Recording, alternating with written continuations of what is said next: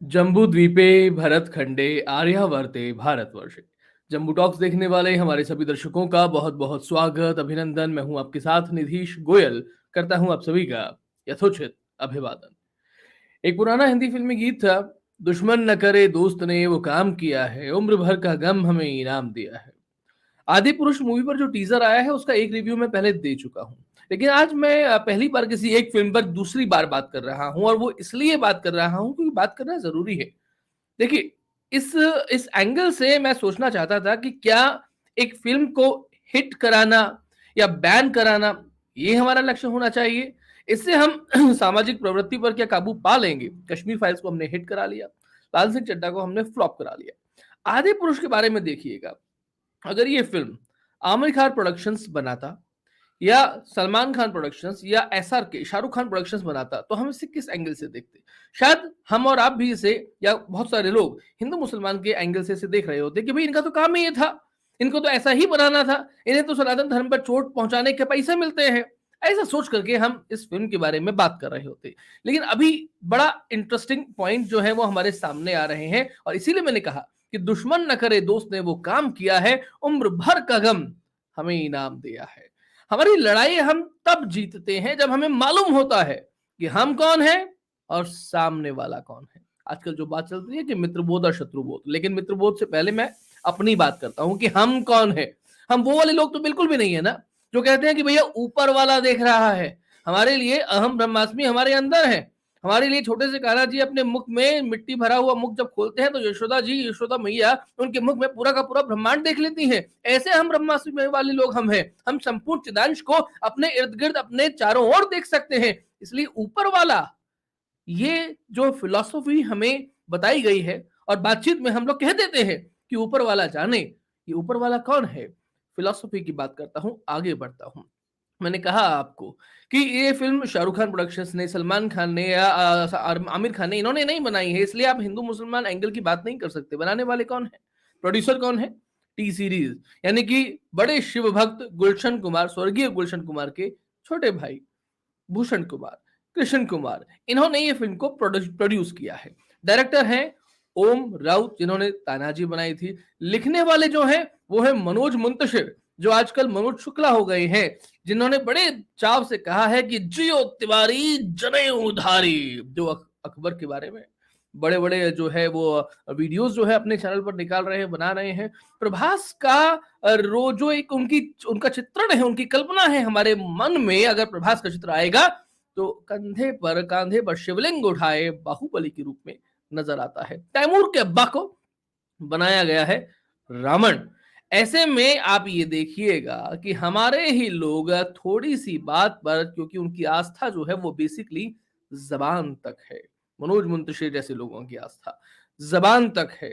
वो बिकने के लिए तैयार है, वो गिरवी रखने के लिए तैयार है, और बहुत ज्यादा संकोच नहीं करेंगे इसके लिए, बहुत ज्यादा विलंब भी नहीं करेंगे। इन्होंने अभी एक कार्यक्रम आ रहा था चैनल पर, मैं भी देख रहा था, जब उन्होंने कहा कि एक जो नई पीढ़ी जो है, जो कनेक्ट कर सके उन किरदारों से, इसके लिए हमने उन्हें ऐसा बनाया है। ये फिल्म रामायण से, रामचरितमानस से प्रेरित है, ऐसा बताया जा रहा है। हमने बचपन से, उन्होंने लाखों मंदिर देखे होंगे, उन लाखों मंदिरों में, लाखों तस्वीरों में हनुमान जी का कभी कोई ऐसा चित्रण देखा क्या। बड़ी बात, कई बार बात हो रही है, मैं रिपीट नहीं करना चाहता, जो हनुमान चालीसा की उन पंक्तियों की बात हो रही है। कंचन बरन बिराज सुबेसा कानन कुंडल कुंचित के हाथ बजो ध्वजा बिराजे कांधे मूंज जनेऊ साजे। इस पर बहुत ज्यादा अब मैं बात नहीं करूंगा, क्योंकि बहुत बात हो चुकी है। लेकिन ये कल्पना जिसकी बात की जा रही है कि नई पीढ़ी में, तो उस नई पीढ़ी का मतलब आपका किससे है। वो नई पीढ़ी जो किसी गांव में बसती है, वो नई पीढ़ी जो कोटा या अलवर जैसे किसी शहर में बसती है, वो नई पीढ़ी जो मुंबई में बसती है, या वो नई पीढ़ी जो उसी मुंबई के एक बहुत अल्ट्रा मॉडर्न वाले क्षेत्र में बसती है। मेरा छोटा बेटा है, अभी 4 वर्ष की आयु नहीं हुई है। उसने दुर्गा माता का स्वरूप 2 हाथों वाला देखा, तो उसने बोला ये सीता माता है। दुर्गा माता थी, लेकिन उसने कहा कि ये सीता माता है, और वो अड़ा उस पर कि ये सीता माता है, इनके 2 हाथ हैं। लेकिन जैसे ही वो माता रानी अष्टभुजा धारिणी हो गई, तब उसी बच्चे ने कहा कि ये दुर्गा माता है। ये होती है कल्पना जिसे भरा जाता है दिमागों में। वो छोटा बच्चा भी इस बात को समझ रहा है कि 2 हाथों वाली माता सीता माता है। वो धीरे-धीरे बड़ा होगा तो उसे समझ में आएगा। लेकिन जैसे ही 8 हाथ हुए, अष्टभुजाधारिणी वो दुर्गा माता ही है। आप वो कौन-सा चित्रण रामायण का, वो कौन-सा चित्रण रामचरितमानस का हमारे छोटे बच्चों की, इस वर्तमान पीढ़ी की दिमागों में भर रहे हैं लेफ्ट लिबरल इकोसिस्टम, जो पौराणिक कथाएं कहता है, उसी पौराणिक कथाओं को मान करके आप ये चित्रण भरने का प्रयास कर रहे हैं। ओम राउत ने कहा कि मेरे दिमाग में रावण की ऐसी ही तस्वीर आती है, इसमें खिलजी तो हो ही नहीं सकता, हालांकि दिख रहा है वो। अगर आपके दिमाग में तस्वीर किसी की कल्पना वाली तभी आ सकती है जब आपने बचपन से वो नहीं देखा हो। लेकिन जब आपने बचपन से रामायण देखी हो, चाहे वो रामानंद सागर की क्यों ना हो, आपने रामलीलाएं का मंचन बचपन से देखा हो, तो उसका चरित्र, उसका चेहरा बचपन से आपके दिमाग में, आपके मन मस्तिष्क में अंकित हो जाता है। वो कहीं और नहीं जा सकता, और नहीं जा सकता तो ये कल्पनाओं का पुष्ट आधार तो बताएं।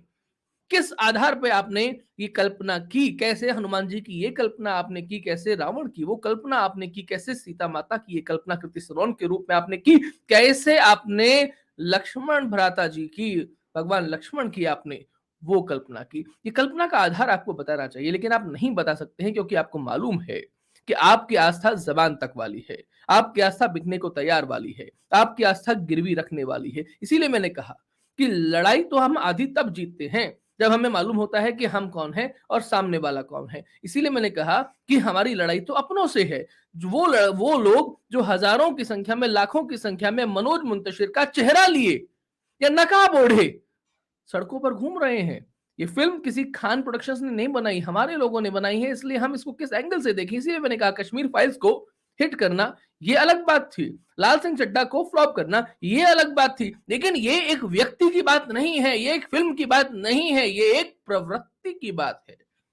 और हमें अंकुश लगाना पड़ेगा उस प्रवृत्ति पर। क्या आपके अंदर इतना साहस है कि अगर आप नई पीढ़ी की बात करते हैं तो गांधी जी को, जिससे तो आप इतिहास मानते हैं, तो उन गांधी जी को आप लंगोट की जगह शॉर्ट्स में दिखा दें, या इससे बड़ा वाला साहस करके दिखाइए जो जीसस क्राइस्ट को आप अगर इतिहास मानते हैं, बहुत सारे लोग तो उन्हें भी इतिहास नहीं मानते ना, पौराणिक कथाएं मान सकते हैं, कुछ ऐसा मानेंगे? पौराणिक कथाओं की जगह कोई और टर्म दे दीजिएगा, मैंने गलत बोल दिया तो। जीसस क्राइस्ट को क्या आप 3 पीस में दिखा सकते हैं, 3 पीस सूट में दिखा सकते हैं? हजरत मोहम्मद साहब की तो आप तस्वीर बना करके भी नहीं दिखा सकते, सरतन सजोदा वाली बातें हो जाएंगी। ऐसे में आपका साहस केवल पौराणिक कथाओं के नाम पर हमारे इतिहास के साथ साथ में छेड़छाड़ से क्यों होता है? और अगर होता है तो हमारी और आपकी जिम्मेदारी क्या बनती है? इसी जिम्मेदारी के लिए भगवान श्री कृष्ण ने महाभारत में स्पष्ट रूप से कहा था कि अगर अधर्म अपने लोगों के साथ में है तो उनसे भी युद्ध हमें करना होगा, उनसे भी हमें युद्ध लड़ना होगा। वहां तो कौरव और पांडव, यानी कि दो व्यक्ति जो आपस में सगे भाई हैं, उनके ही पुत्र तो थे, उन्होंने आपस में जो है वो युद्ध लड़ा।